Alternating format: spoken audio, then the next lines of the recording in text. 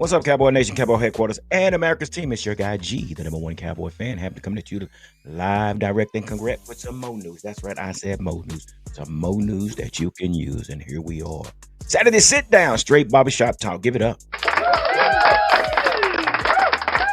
Now, this is a segment where I voice my opinion on our Dallas Cowboys and what's going on with our Dallas Cowboys, and yeah, things like that, and what's being told in the news. Now, let me ask y'all this: isn't this playoff weekend? There are teams that's playing one another today, right?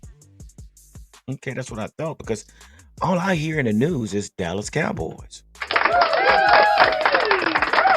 And listen, I just want to get right into this, but first of all, let me say thank you to all our subscribers and all our followers that follow us and support the Cowboy Huddle podcast. Without you guys, I continue to say that without you guys, man, we would not be where we are today. And also, big shout out to all our new subscribers. I see we have more people coming over from TikTok and over here to the YouTube channel. So welcome. Yeah, man, I've invited folks over from the TikTok side to come down and hang out with us, and just chime in on what we got going on. I gotta fix this here real quick before we get started.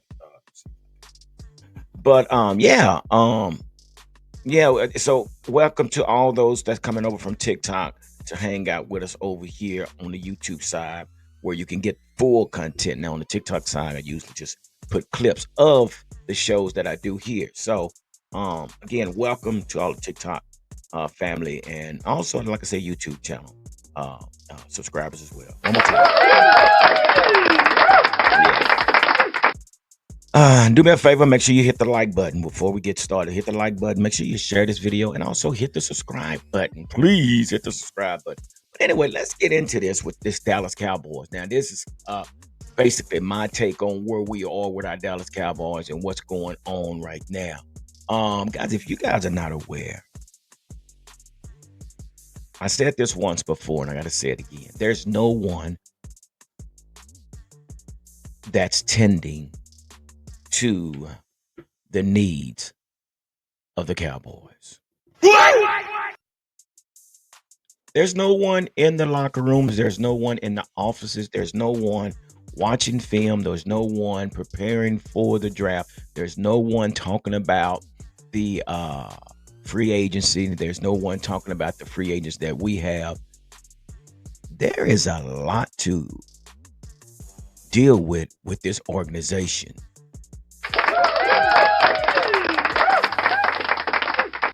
We have a $60 million man that's on injury reserve that's recovering. We have a lot of players that might not be back next year. We have players that need to be signed.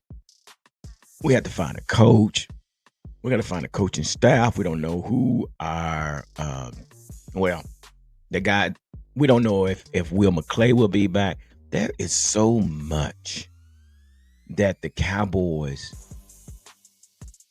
dirty laundry that needs to be washed. There's a lot of dirty laundry, y'all. I don't know if y'all are aware, but there's a lot of dirty laundry that has piled up that hasn't been dealt with. You guys know what that's like. And as far as you sit there and just continue to throw your dirty clothes over there, knowing you need to at least wash once a week. It's been 3 weeks since you washed. Now, guess what? Now, because there's so much laundry that needs to be done, you have to tackle. But it's going to take longer. It's going to be more complicated, and it's going to be tiring because we have let the dirty laundry pile up so high. That's why I titled this, Deion Sanders would not be a Cowboys coach. But that's only one reason. Now they're talking about where they're going after trying to get DeMarcus Ware on the staff. You cannot go get staff members without getting you a coach. It's just, this is what they're doing. So with that being said, all the dirty laundry that has piled up, And here we are waiting for Kellen Moore. I definitely hope that's not the case. We're waiting on Kellen Moore. And here's why. I don't think Kellen Moore is a good fit. Simply because if you think there was no accountability with Mike McCarthy, my gosh. Can you imagine? And here's an example. After an offense have just came off the field, Dak goes over and sits on. Listen, Dak never listened to Kellen Moore because Kellen Moore basically was a backup just like Dak. So what is it that a backup quarterback can tell another backup quarterback, which became a starter, a high-paying starter? So what can a backup quarterback that becomes head coach tell a backup quarterback that had got paid tremendously? So there's, and I'm thinking players have said the same thing, that to where this is not something where you bring Kellen Moore in because he may be an offensive coordinator, but to oversee a football team, nah, not a great idea. But when we talk about coaching, I'm going to get to Deion Sanders more in depth with Deion Sanders. But when we're talking about coaching, man, we have put ourselves behind the 8 ball simply because we have waited. We have waited and waited and waited until now we're behind the 8 ball.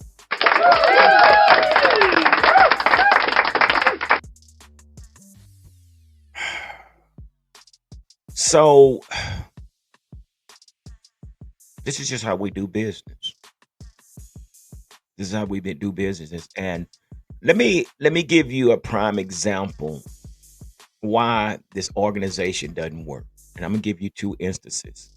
I'm gonna give you 2 names: Jimmy Johnson and Bill Parcells. Now I mention those 2 names because they were top-notch coaches. And neither one of those coaches lasted 2 years. And you know why they didn't last 2 years? It was because they were not putting up with the Jerry Jones BS. No. So here we are looking for a coach. And I said this before. Why aren't we interviewing college coaches? Why aren't we bringing in the Kirby Smart? Why aren't we bringing in the Freeman guy from Notre Dame? Why aren't we bringing in Coach Sarkisian? I got his name right. And just it's like Pure Cowboy said, maybe one of these college coaches could wow you. But while you're waiting, you're continually missing out. Now, right now, they're saying they had a focus on 2 coaches, Kellen Moore and Deion Sanders. Now, let's get into this. Why Deion Sanders would not be a Cowboy coach. Number one, you got to understand, both Deion Sanders and Jerry Jones are headstrong individuals. Oh, yeah. Their confidence is through the roof. Okay? They both have confidence of 1,000. And I'm going to give you an example what that means. Now, they're, as a football player, probably one of the best cornerback dual threats in the NFL history. Deion Sanders knows the game of football. Oh, yeah. Deion Sanders knows the game of football. So you cannot think you can get over on Deion. Now, Deion as your head coach, he's not going to tolerate the slowfulness, the half-ass, things like that. Deion is pretty much a perfectionist.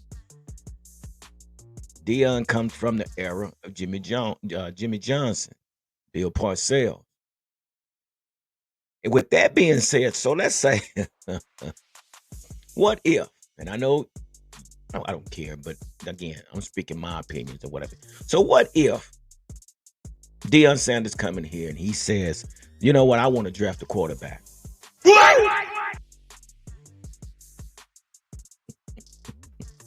Maybe not the first round, maybe a potential quarterback. And I know y'all probably say, well, there's nothing wrong with that. Not until they get on the field. Not until this quarterback actually has promising potentials. Now, Deion is one. I understand the business, but Deion is the one that believes in competition. Deion is a big believer in competition.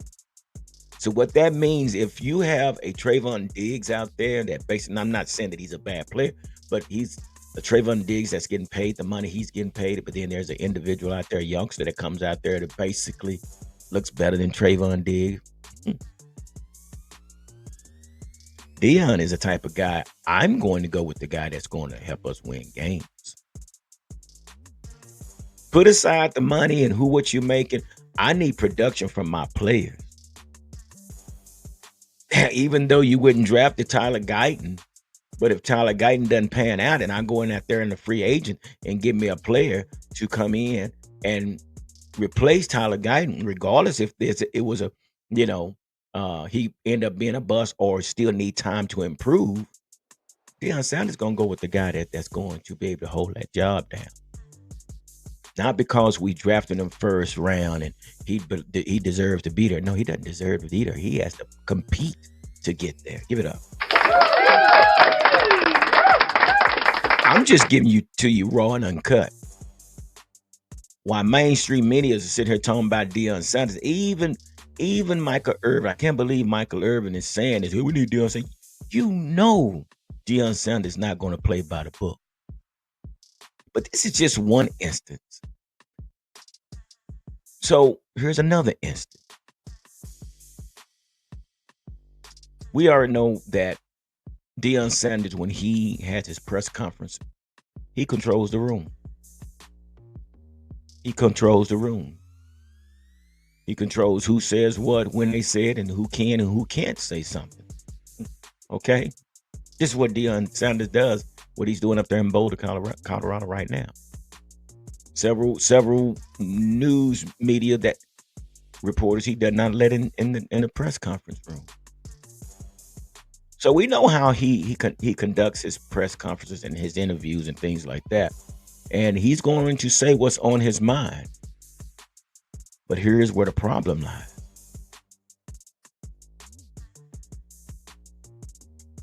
Jerry Jones. I said Jerry Jones, give it up. Now we all know Jerry Jones he likes the spotlight as well. And he always got something to say, which he calls ambiguity. Now, what one thing means to you might mean something else for me. And what might mean to me, or what something may mean to me might mean something different to you. It's called ambiguity. And we know Jerry uses this a lot. He uses it a lot, and whatever. The tea leaves and the sugar coat or the sugar, the whatever. It's just something nobody know. All in, we don't know what it is. So I say that to say this. What happens? What happens if Deion Sanders has his press conference interview and he says one thing and Jerry comes on and say something else? I'm just saying. The writing is on the wall, people. Deion Sanders is going to say how I'm doing things, and Jerry's going to come back and say how he's doing things. And you know what this is going to create? It's going to create friction. It's going to create friction between the head coach and the owner. And do you really think, and I understand people say, well, Deion is probably the only one that can get through to Jerry. Yeah, he probably can, and Jerry would listen, but Jerry is still going to do his own thing. That's what we fail to realize. Oh, yeah, Deion is not afraid to approach Jerry, and Jerry might give him what he needs, but at the same time, Jerry is the owner. Jerry is the owner of the Dallas Cowboys. So basically, you're just a head coach. So this is the reason Deion Sanders would not be a Cowboys coach. And Jimmy Johnson said it best. Jimmy Johnson said this about Deion Sanders. He said, Deion Sanders is a great recruiter. Great recruiter. And he's doing great things with the Buffaloes. Doing great things. And he's there helping boys become men and better football players. But out of all things, he's creating young men. And for Deion to be where he is now, I understand they're talking about the NIL. That I pray and hope that this is not the excuse that he uses to leave. Because personally, if Deion Sanders leave again, Deion Sanders is about himself. Because basically, Deion, what you're telling me that you're not committed to anything.